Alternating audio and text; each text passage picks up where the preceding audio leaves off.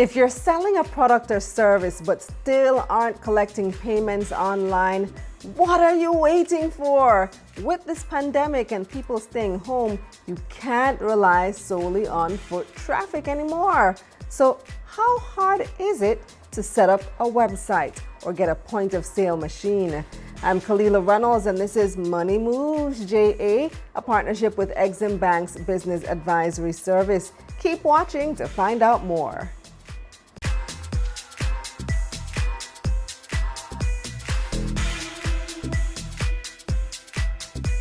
Have you recently set up a business but don't know how to receive online payments? Or is it that you need a point of sale machine and you don't know how to get your hands on one?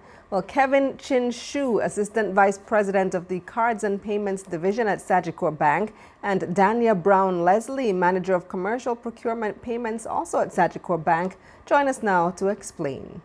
All right. Hi, Dania. Hi, Kevin. Good to have you guys on. Good afternoon. Thanks for having us. Thanks for having us, Kalilo. So online commerce is the way to go. We know Amazon is the giant. You have Walmart online, all these big vendor sites that allow you to sell your stuff. But if I have my product and I want to sell it through my own website, and I'm based here in Jamaica, set up my website, how do I go about getting that payment option, being able to accept payments for my product online? Well, Sagicor has our Sagicor Payment Gateway service that allows you to accept payments online via credit cards through our gateway solution. It's a simple setup process, easy onboarding. You simply make the request and we complete our forms and we have the solution set up in a few days. We provide our integration package, in a few days. Mm-hmm. Is it that you're going to help me set up that portion of the website, or do I have to set it up and then I call you and you basically just deal with receiving the payments? So your website would have to be set up separately, and we will only provide you with the integration for our gateway, and your developer will assist with that integration of the gateway on your website. Okay, and I imagine that, so this is linked to, let's say, well, you're Sagicor, so this would be linked to a Sagicor bank account, so I'd have to be a client of yours. Correct. So you have to have a Sagicor bank account, and you can settle in both Jamaican or US dollars. Jamaican or US, that's important. What about pounds? Or any other currency? Just you can accept in those from those currencies, but you'll only settle in Jamaican and US. It will be converted. Correct. So just to expound on what Dania has said, Kalila, is that we actually do, although we provide the integration code for to attach the gateway to your website. Obviously, we are going to be working through that process with you and your developer to get it done in the most efficient way possible. So in the beginning, we go through just a brief list of requirements that you may have. So, and just to touch on some of the features. So for example, suppose you said, okay, I want to accept Jamaican dollars only, that would be a requirement. If you said, I wanted to do reoccurring payment. So in other words, maybe you have a offer a service that requires your customers to maybe pay you a set amount every month, then our code would include the feature set to allow you to do reoccurring payments, so that when the customer logs on his customer is paying, however your website is set up, they can say, okay, I'd like to pay every 30 days $100 on this card, and then it would just be an automatic payment for the next 10 periods, rather than having to come back every time and do the process over again. So it just depends on the feature set that you're looking for and that we can provide, and then the code would reflect those features. Do I have to have a business account in order to benefit from this? Because you have a lot of small vendors who you might just be starting out and you're using your personal account. I know it's not a good idea to mix the two, but it seems like the requirements are a bit more stringent to open a business account, no? I wouldn't say they're stringent. I mean, mean, every account has its own set of requirements, and the client can have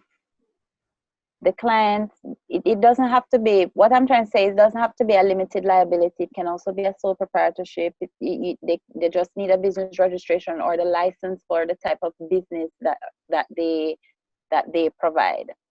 So based on the type of business arrangement, then different requirements would be required. But it does And of have to be course- a business account. But Correct. it has to be a business account. Correct. Correct. And in most cases, I mean, Jamaica is to a point now when it's very easy for someone to get themselves registered as a sole trader or a limited liability or Yeah. partnership, and the company's office does a pretty good job of providing, Making of it course, all the simpler. documentation, making it simpler for them to do so. So, you know, I would say, fortunately, the Bank of Jamaica has a very robust regulatory system as it relates to onboarding of clients to the bank. And we do have to follow their guidelines as it relates to Know Your Customer, or KYC, and AML, or anti-money laundering. It is a guideline of the BOJ and a regulation of the BOJ that the bank performs these activities so that we know who we're doing business with. The great thing is that nowadays, it has, most small businesses are able to get themselves set up with a company's office pretty easy and have access to that, that facility fairly easily nowadays. So what about the point of sale machine? I know Sagicor now has this portable one called the Swipe. How does that work? How do I get one of those for my business? All right, so let me start from, rather than jumping straight into point of sale, let me just backtrack a little bit further from that. So even before COVID was a thing, and unfortunately it is a thing, but even before COVID was a thing, Sagicor's strategy has been to provide the Jamaican market with as many tools as possible, to allow small businesses and entrepreneurs to thrive. So the bank has many different services and products that can be used electronically, or digital products that can be used so clients never really have to come to the bank for anything. Seeing the landscape of the Jamaican market, Sagicor took a decision in 2018 to launch what we now call Swipe. And that's really a mobile point of sale solution, or MPOS. So, the difference between an MPOS and a POS. So I guess I'll start with the POS. So a point of sale or card machine is generally, historically, a device that sits on the counter. It has a paper roll. It has a communication device built in. It has the card reader built in, and it has the keypad built in. Everything is in that one device sitting on the counter of the merchant. Everything is done from that device. In other words, you process the card, meaning that you either swipe or you dip the card into the machine. You allow the person to put in their PIN, and then it produces a receipt at the end of the transaction. That's the traditional POS machine. MPOS could be more portable, more transportable. So it is a smaller device, which is just a card reader, which is Bluetooth attached to your Android cell phone, and then there's an app on the cell phone that really deals with the communication side of it, and the receipt sending. And the receipt sending is done via email or SMS, or both. So rather than transport around an entire device that has a paper roll and all these things involved, you now have a smaller, sleeker device that integrates into your cell phone, and you're able to send still send the transactions as you would on a POS device. However, you don't need the paper rolls and all of that, because you're now sending your receipts via SMS or email. The price point for the MPOS is also a little bit lower than the POS. So we priced the MPOS solution with entrepreneurs and micro and small businesses in mind. So the rental is only 1,000 plus GCT a month for the MPOS device, and and then there's a commission charge per transaction. For the regular point of sale solution, it ranges depending on the device that you want. So you have different connection modes when it comes to the POS device. The POS device that sits on your counter can either connect to the bank via telephone line, Ethernet, or connected to your router, or 3, by the use of a SIM card and the use of GPRS. So depending on the situation, on the requirements of the customer, some customers don't have a phone line, so they may either have to use Ethernet or GPRS. Some people may not have a phone line or internet, so that just leaves them with the GPRS. Depending on the solution, it ranges from either $1,400 a month up to $4,200 a month, depending on the solution that we're providing for the POS machines. And what's the commission that you charge? What's the percentage? Commissions are normally 3.48 plus GCT. However, we are able to negotiate depending on volume. So in other words, if you're a client that is going to be doing a significant amount of volume, then we can look at coming down on that commission rate, depending on the volume that you're doing. So obviously, if you're looking at a large organization that does maybe, a few million or tens of millions a day in transactions. So can you imagine how much PriceSmart is putting through their machines on a monthly basis versus maybe a flower shop? There's a difference. We're able to give a discount on the volume because we make up some of that margin on volume. But just like anybody else, just like any other business, of course, we have, the bank has fees to pay to Visa, to MasterCard, and the different providers that make these, that provide these networks for us to use. So it's not as if the banks are getting the service for free and then passing it on at a cost. They're, that commission rate that we charge is the majority of that goes to covering the costs of the card companies. Daniel, for the website option that we were talking about earlier, I forget what you call the service. What's the name of it again? Sagicor Payment Gateway. The payment gateway. Is there a cost to that service?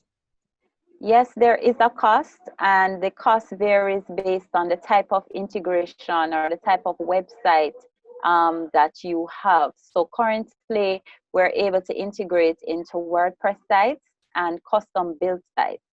So based on the integration work that needs to be done, they're priced accordingly. So for WordPress sites, there's an initial setup cost of $15,000 plus GCT, $4,500 plus GCT for a monthly maintenance fee, and our commission rate is 3.5% plus GCT. For the custom built websites, the setup cost is $50,000 plus GCT. Monthly maintenance is $4,500 plus GCT, and the commission is 3.5%. Okay, so this option can be a little bit pricier, especially if you're at the micro level, you're not doing huge volumes. This is more for probably medium to large. Yeah, but we do for the smaller businesses, we do partner with developers who would be able to price accordingly. And based on that developers program that we offer, clients that are onboarded through our list of developers will also benefit from further discounts. So our micro companies can benefit under that program. Okay, I'm happy to hear that. Well, thanks so much for telling me about your services, guys. You're welcome. Again, thanks for having us. Thanks for having us. That's it for this episode of Money Moves JA, brought to you in partnership with Exim Bank's Business Advisory Service. Check out their website, eximbankja.com, and follow them on social media at eximbankja. If this information has helped you in any way today, please spread the news and share with a friend. Also, like this video so that YouTube shows it to more people. Subscribe to this channel and turn on those post notifications. I'm Kalila Reynolds. Stay safe.